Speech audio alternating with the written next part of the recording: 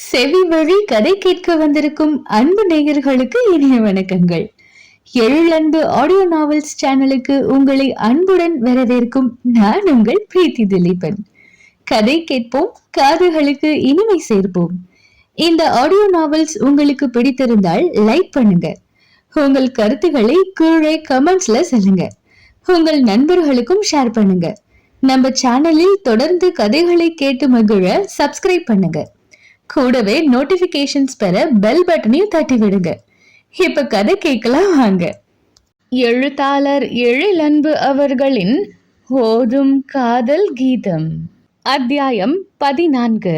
பருதிவேந்தன் தனது கைபேசியை எத்தனை முறை எடுத்து பார்த்திருப்பான் என்று அவனுக்கே கணக்கு தெரியவில்லை. கடந்த 2 நாட்களாக அவனின் முதன்மையான வேலையாக கைபேசியை எடுத்து பார்ப்பதாகத்தான் இருந்தது. ஏன் இப்படி தன் கட்டுப்பாட்டையும் மீறி பார்த்து கொண்டு இருக்கிறோம் என்று தன்னைத்தானே கடிந்து கொண்டாலும் அவனையும் மீறி கைபேசியை எடுப்பதும் புலனத்தை திறந்து விடுகதைக்கான விடை வந்து இருக்கிறதா என்று பார்ப்பதையும் அவனால் தடுக்க இயலவில்லை. முதல் முறை விடுகதை அனுப்பிய போது இத்தனை மணிக்குள் விடுகதைக்கு விடை சொல்லவில்லை என்றால் 10 மணிக்கு சரியாக நான் விடை சொல்வேன் என்ற அனலிகா 2வது விடுகதை அனுப்பிய போது அப்படி நேரம் எதுவும் குறிப்பிட்டு அனுப்பி இருக்கவில்லை. அதனாலேயே விடையை எப்பொழுது தெரிந்து கொள்ள முடியும் என்ற ஆவல் உண்டானது.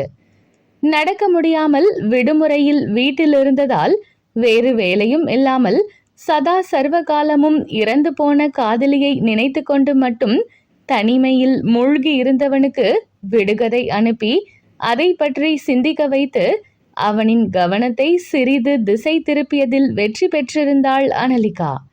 எங்கோ இருந்து கொண்டு தன்னை ஒருத்தி தன் மனநிலையிலிருந்து மாற்ற முயல்கிறாள் என்று அறியாமலேயே தன்னுள் மாற்றத்தை உணர்ந்தான் பருதிவேந்தன். முதல் முறையாக இரவு 10 மணிக்கு அனுப்பிய விடுகதைக்கு மறுநாள் காலை 10 மணிக்கு விடை வந்தது போல் காலை 10 மணிக்கு அனுப்பிய 2வது விடுகதைக்கு இரவு 10 மணிக்கு விடை வரும் என்று காத்திருந்தான். ஆனால் அவனுக்கு விடைக்கு பதில் ஏமாற்றம் மட்டுமே கிடைத்தது. முதலில் அதை அலட்சியமாக ஒதுக்கியவன் மறுநாள் காலையில் 10 மணி ஆனதும் தன் போக்கில் விடையை தேடி புலனத்திற்குள் புகுந்தான். அப்போதும் பதில் வராமல் இருக்க முதல் முறையாக அந்த ஏமாற்றத்தை எதிர்கொள்ள முடியாமல் தடுமாறினான். அதன் பிறகு இத்தனை மணிதான் என்று இல்லாமல் அவ்வப்போது அவனின் கண்கள் புலனத்தை தேடி ஓடின. 2 நாட்கள் 3 நாட்களாக மாறிய பின்னும் குறுஞ்செய்தி எதுவும் வராமல் போக லேசான தவிப்பை உணர்ந்தான். விடுகதையை அனுப்பிட்டு விடை சொல்லாம எங்க போய் தொலைந்தாங்க என்று மனதிற்குள் வருத்தெடுக்க ஆரம்பித்தான். 3ஆம் நாள் அன்று பிசியோதெரபிஸ்ட் அவனின் கைக்கும் காலுக்கும் உடற்பயிற்சி செய்ய வைத்துவிட்டு சென்றிருக்க அதிகமான வலியில் உறங்க முடியாமல் அவதிப்பட்டு கொண்டு இருந்தான்.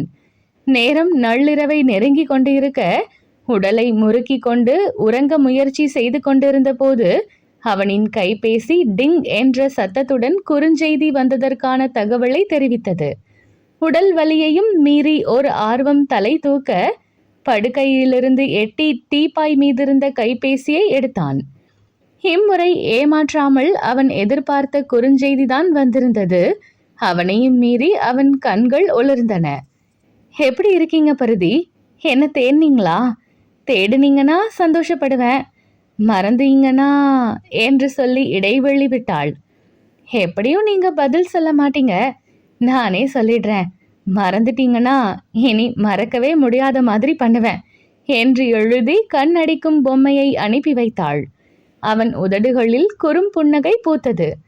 கூடவே விடுகதைக்கு பதில் சொல்லாம வள்ளவள்ளன்னு என்ன பேச்சு என்று அவனுக்கு கடுப்பும் வந்தது.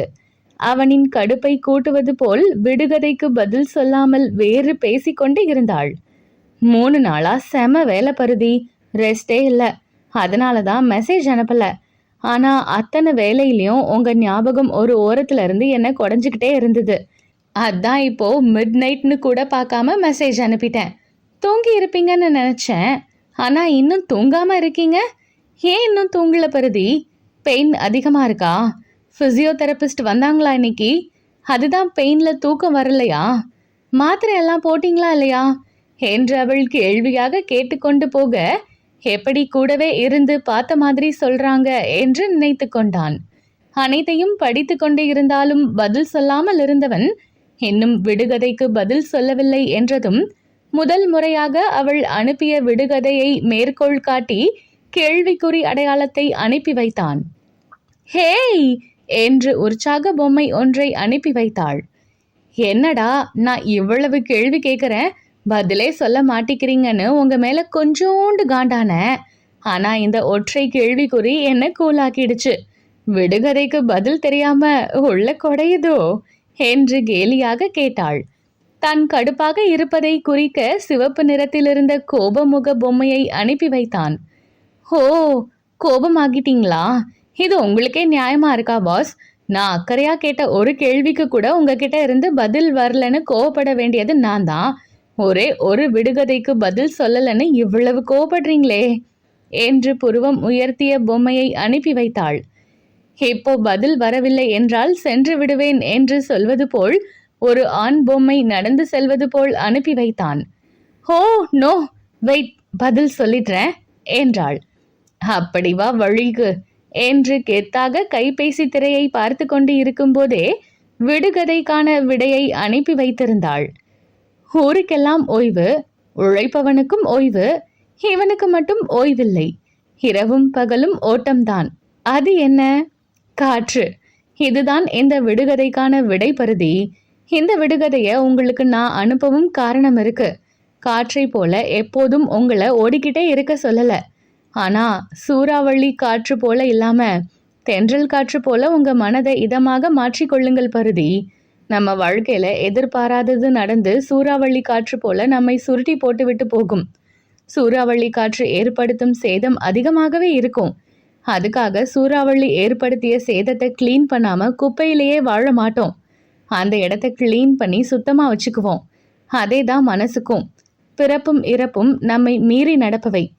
உங்க வாழ்க்கையில நடந்த சூறாவளி பற்றி யோசிக்காம தென்றலை போல இதமானவைகளையும் நினைங்க. ஓகே, நிரம்ப பிளேட் போட்டுட்டேன். நீங்களா ஓடுறதுக்கு முன்னாடி அடுத்த விடுகதைய சொல்லிட்டு நான் ஓடிடுறேன். 1000 தடவை ஆடினாலும் அயராத பெண்கள் யார்? இந்த விடுகதைக்காவது விடை கண்டுபிடிச்சு வைங்க. நான் அப்புறம் வரேன். குட் நைட் என்று விடை பெற்று கொண்டாள். அவள் பேசிவிட்டு சென்ற இந்த சில நொடிகளில் தன் வலியை கூட மறந்துதான் போனான் பருதிவேந்தன்.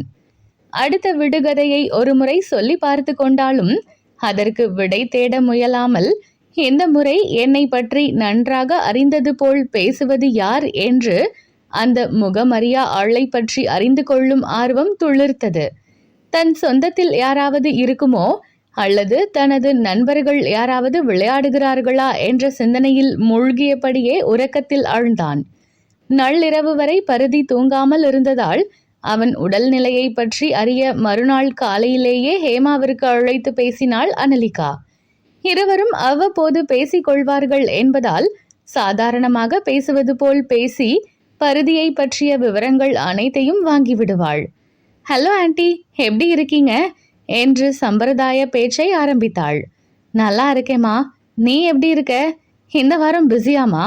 ஃபோனே போடல என்று ஹேமா விசாரிக்க, நல்லா இருக்கேன் ஆண்டி, கொஞ்சம் பிஸி தான் ஆண்டி. சமீபத்தில் ஒரு வேன் ஆக்சிடெண்ட் ஆகி எங்கள் ஹாஸ்பிட்டலில் தான் அட்மிட் ஆனாங்க. அதில் நிறைய பேருக்கு நல்ல அடி. ஸோ ஒர்க் பிஸியாக போயிருச்சு ஆண்டி என்றாள். ஓ அப்படியாம்மா? இதெல்லாம் இருக்கிறது தான் ஆண்டி. உங்கள் பையன் எப்படி இருக்காரு? இன்னும் தனிமையில தான் இனிமையா என்று இலகுவாக கேட்டு வைத்தாள். தனியா இருந்தாலும் இப்ப எல்லாமே கொஞ்சம் நல்லா பேச்சு கொடுக்கறாமா, முகமும் தெளிச்சியா இருக்கு என்று ஹேமா சொன்னதும் திருப்தியாக உணர்ந்தாள். அப்படியே பேச்சு கொடுத்து பிசியோதெரபிஸ்ட் வந்து செல்லும் அன்று எல்லாம் பருதி வலியில் அவதிப்படுகிறான் என்பதை அறிந்து கொண்டாள். அறுவை சிகிச்சை செய்து சிறிது நாட்கள் அசையாமல் பார்த்து கொள்ளும் உறுப்புகளுக்கு அசைவு கொடுக்கும் போது வலி வரும் என்று அவளும் அறிந்ததே. அன்றே எந்த நாட்களிலெல்லாம் பிசியோதெரபிஸ்ட் வருகிறார்கள் என்று பேச்சுவாக்கில் விசாரித்து அன்றெல்லாம் பருதியிடம் பேச முடிவு செய்தாள் அனலிகா. அவளின் வீட்டிலும் மாப்பிள்ளை பார்க்கும் படலம் ஒரு பக்கம் ஆரம்பித்து இருந்தது. அதையெல்லாம் கணக்கில் கொள்ளாமல் பருதியின் மனதில் தனக்கென ஒரு இடம் பிடிக்க போராடி கொண்டு இருந்தாள். மறுநாளே மீண்டும் புலனத்தில் அவனை தொடர்பு கொண்டவள், இன்னைக்கு வலி குறைஞ்சிருக்கா பருதி என்று விசாரித்தாள். இந்த முறை தயங்காமல் அவளுக்கு பதில் அனுப்பினான். வார்த்தைகளாக இல்லாமல் ஸ்மைலிகளாகத்தான் அனுப்பி வைத்தான். அவளின் நல விசாரிப்புக்கு கட்டை விரலை உயர்த்தி காட்டும் கை ஸ்மைலியை அனுப்பி வைத்தான். அனலிகாவின் முகம் மலர்ந்து போனது. கேட்டதும் எப்படியாவது பதில் சொல்ல ஆரம்பித்து இருக்கிறானே என்று அவளுக்கு கொண்டாட்டமாக இருந்தது. குட் பருதி, விடுகதைக்கு விடை கண்டுபிடிச்சிட்டீங்களா என்ற அவளின் கேள்விக்கு கட்டை விரலை கவிழ்த்து காட்டிய ஸ்மைலியை அனுப்பினான். ஹோ, கண்டுபிடிக்கலையா? இட்ஸ் ஓகே, நானே விடை சொல்றேன். அதுக்கு முன்னாடி உங்ககிட்ட ஒரு கேள்வி. நான் யாரு, நான் ஆனா பொண்ணா, என் பேர் என்ன, இப்படி எதுவுமே சொல்லாம பேசிக்கிட்டு இருக்கேனே, என்னை பத்தி தெரிந்து கொள்ள நிஜமாவே உங்களுக்கு தோணலையா என்று கேட்டாள். அவளின் கேள்விக்கு ஒற்றை கண்ணில் லென்ஸ் வைத்த ஸ்மைலி அனுப்பி வைத்தான். அது நீ யார் என ஆராய்வதாக அவளுக்கு அர்த்தம் சொல்ல அவளுக்கு புன்னகை வந்தது. அட, அப்படி என்னை பத்தி தெரிந்து கொள்ள நீ யாருன்னு வாய திறந்து, சாரி கையில டைப் அடிச்சு கேட்கணும் பாஸ், அமைதியா இருந்தா தானா பதில் கிடைச்சிருமா என்ன என்று அவள் நாக்கை துருத்தி கிண்டல் அடிக்கும் ஸ்மைலியை அனுப்பி வைத்தாள். நீ சரியான ஓட்டவாய், நான் கேட்காமலேயே நீயா சொல்லிடுவ என்று தனக்குள் சொல்லி சிரித்து கொண்டான். இப்ப என்னை பத்தி ஏதோ நக்கலா நினைக்கிறீங்கன்னு என்னோட 7ஆம் அறிவு சொல்லுது. இருக்கட்டும், பாத்துக்கிறேன். சரி, இப்ப நான் ஆனா பொண்ணா என்ற கேள்விக்கு எனி கெஸ் என்று கேட்டு புருவம் உயர்த்திய ஸ்மைலி அனுப்பி வைத்தாள். அடுத்த நொடி பெண் பொம்மை ஒன்றை அனுப்பி வைத்தான் பருதி. ஹேய், எப்படி கண்டுபிடிச்சிங்க என்று ஆர்ப்பாட்டமாக கேட்டாள். வெயிட், திரும்ப ஏதாவது ஸ்மைலியை அனுப்பி வைக்காதீங்க பாஸ், பேசுங்க பருதி ப்ளீஸ் என்றாள். தொடுதிரையை பார்த்தபடி சில நொடிகள் யோசித்தான். அவளின் அக்கறையான பேச்சை வைத்தே குறுஞ்செய்தி அனுப்புவது பெண் என்று கண்டுகொண்டான்.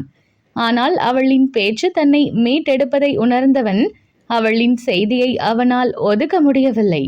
சில நேரம் அவள் பேசுவது அதிக பிரசங்கித்தனமாக தெரிந்தாலும் கூட தனிமையில் அசை போடும்போது அவனின் தற்போதைய மனநிலைக்கு அவளின் பேச்சு தேவையான ஒன்றாகவே இருந்தது. முதல் முறையாக மனநல மருத்துவரிடம் சென்றபோது அவரும் அவளை போல்தான். நடந்த நிகழ்வு எதிர்பாரா ஒன்று, உங்களை மீறி நடந்த விபத்து, அதிலேயே மூழ்கி இருக்காமல் வெளியே வாருங்கள் என்று சொல்லி இருந்தார். அதையே இவள் வேறு வேறு வகையில் சொல்ல சிறிது சிறிதாக அவளின் பேச்சு அவனுள் இறங்கி அவனை உயிர்ப்பித்து கொண்டு இருந்தது. அந்த சிறு மாற்றத்தினால்தான் அவளுக்கு ஸ்மைலி மூலமாக பதில் அனுப்ப ஆரம்பித்திருந்தான். ஆனால் இப்போது பதில் அனுப்பி பேச அவனுக்கு யோசனையாக இருந்தது. சில நொடிகள் தான் அந்த யோசனையும் கூட. அவனுள் இருந்து ஏதோ உந்தி தள்ள, பொண்ணுன்னு கண்டுபிடிக்க தனியா ஆராய்ச்சி வேற பண்ண வேணுமா என்ன, அதுதான் உன்னோட லொட பேச்சு காட்டி கொடுத்துருச்சே என்று எழுதி அனுப்பி வைத்தான்.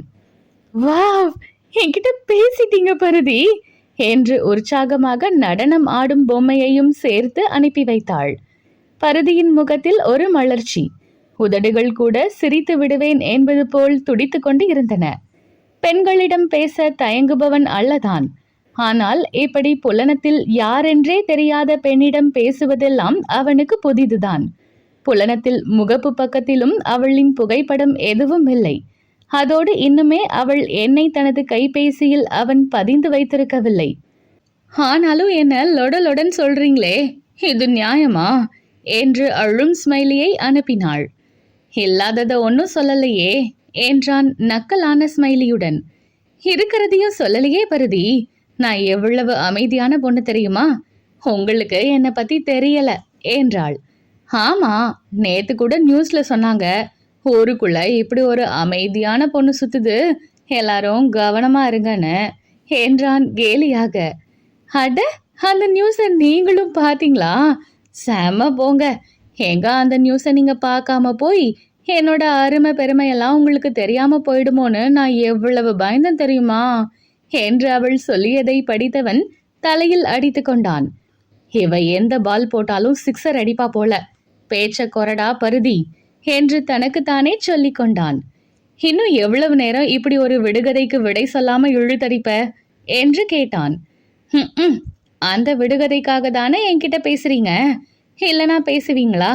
நான் ஒருத்தி பருதி என்கிட்ட பேசிட்டாருன்னு லூசு போல துள்ளிக்கிட்டு இருக்கேன் என்று நொடித்து கொண்டாள். இப்ப பதில் சொல்ல முடியுமா? இல்ல நான் ஆஃப்லைன் போகவா என்று மிரட்டலாக கேட்டான். அட இருங்க பருதி, விட்டா ஓடுறதுலயே இருக்கீங்க. விடைய நான் சொல்றேன்.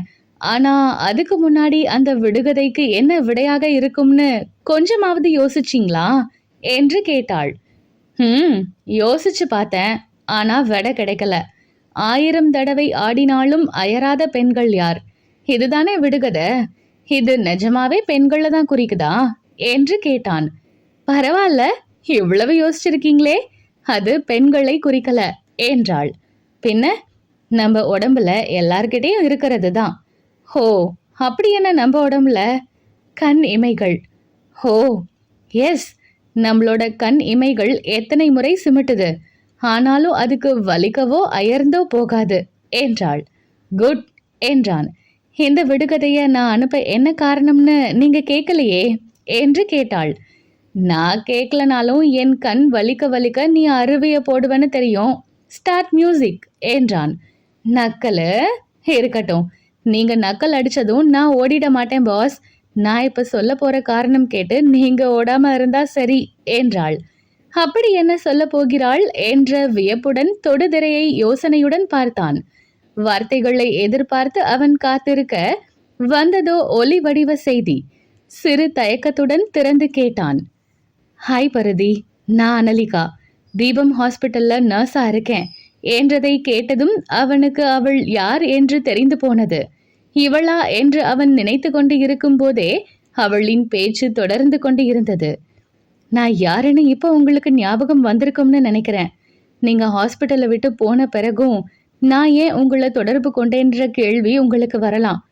காதலியை இழந்து அந்த இழப்பின் வலியில் கைகூடா காதலில் தவித்து கொண்டிருப்பவர் மீது யாருக்காவது காதல் வருமா? எனக்கு வந்தது பருதி. உங்கள் மேல். உங்களின் கலங்கிய கண்களுக்கு அந்த கண்களின் இமையாக நான் இருக்க விரும்புகிறேன் பருதி என்ற அவளின் ஆழ்ந்த குரல் கேட்டு திடுக்கிட்டு உடம்பை சிலிர்த்து கொண்ட பருதியின் கையிலிருந்து நழுவி படுக்கையில் விழுந்தது அவனின் கைபேசி.